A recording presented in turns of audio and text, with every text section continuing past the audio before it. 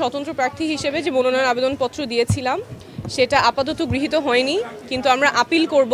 Appeal করার প্রক্রিয়া আমরা ইতিমধ্যেই শুরু করেছি।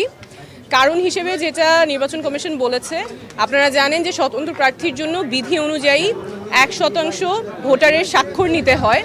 সেই 1% ভোটারের সংখ্যা যা হয় তার চেয়ে আমরা বেশি স্বাক্ষর সাবমিট করেছি, প্রায় 200-র মতো বেশি ছিল।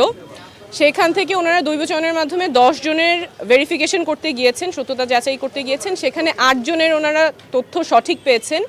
2 জনের ক্ষেত্রে ওনারা মানুষটাকে খুঁজে পেয়েছেন, সত্যতা যাচাই করতে পেরেছেন, কিন্তু সেই 2 জন ঢাকা 9-এর ভোটার ছিলেন না। ওনারা জানতেন না ওনারা ঢাকা 9-এর ভোটার। একজনের বাসা খিলগা যেহেতু ঢাকা 9 আর 11 দুইটাই পড়ে, উনি জানতেন যে উনি ঢাকা 9-এর ভোটার এবং তার জানার কোনো উপায় ছিল না যে সে ঢাকা 9-এর ভোটার না। উনি গিয়ে ওয়েবসাইটে চেক করেছেন, ওনার ভোটার নাম্বারটা পান নাই, এনআইডি যেটা ছিল উনি জানতেন উনি ঢাকা 9-এর ভোটার, সেভাবে তিনি স্বাক্ষর করেছেন।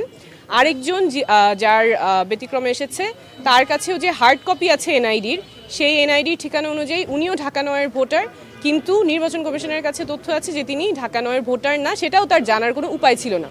তো যেই 2 জনের কথা ওনারা বলেছেন যাদের সত্যতা পেয়েছেন কিন্তু ঢাকা 9-এর ভোটার না, এই 2 জনের ক্ষেত্রেই তাদের জানার কোনো উপায় ছিল না যে তারা কোন এলাকার ভোটার এবং ঢাকা 9-এর ভোটার না। ওনারা জানতেন যে ওনারা ঢাকা 9-এর ভোটার, সেই অনুযায়ী ওনারা স্বাক্ষর দিয়েছেন এবং নির্বাচন কমিশন কোনো উপায় রাখে নাই ভোটারদের জানার জন্য যে তারা কোন আসনের ভোটার কিংবা ভোটার নাম্বার কত।